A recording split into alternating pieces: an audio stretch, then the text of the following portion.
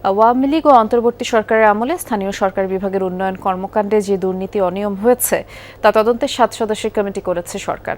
দুপুরে সচিবালয়ে সাংবাদিকদের এই তথ্য জানান স্থানীয় সরকার, পল্লী উন্নয়ন ও সমবায় প্রতিমন্ত্রী মীর শাহে আলম।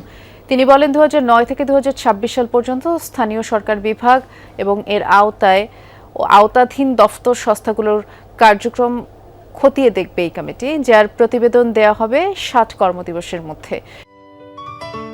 সিলন টি রপ্তানিতে শীর্ষে।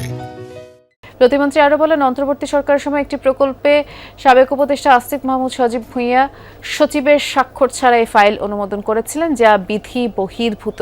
সে বিষয়ে তদন্ত করা হবে। পিরোজপুরের উন্নয়ন প্রকল্পে অনিয়মের অভিযোগ তুলে প্রতিমন্ত্রী বলেন, টেন্ডার দেওয়ার পর কোনো কাজ না করেই প্রায় ৬,০০০ কোটি টাকা উত্তোলন করা হয়েছে। এ কারণে গত ২ বছর ধরে জেলার বিভিন্ন উন্নয়ন প্রকল্প বন্ধ রয়েছে। প্রতিমন্ত্রী জানান, শিগগিরই পিরোজপুরের সরেজমিন পরিদর্শন করে বন্ধ প্রকল্পগুলো পুনরায় চালুর উদ্যোগ নেওয়া হবে।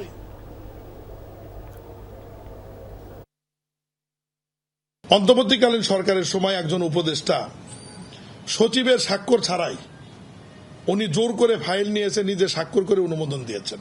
এরাও এই তদন্তের মধ্যে আসবে, যেটি একদম rules of procedure, rules of বিজনেসের পরিপন্থী। কারণ মন্ত্রণালয়ের দায়িত্বপ্রাপ্ত সচিবের সই ব্যতি রেখে কখনোই মন্ত্রী একটি ফাইল অনুমোদন দিতে পারে না।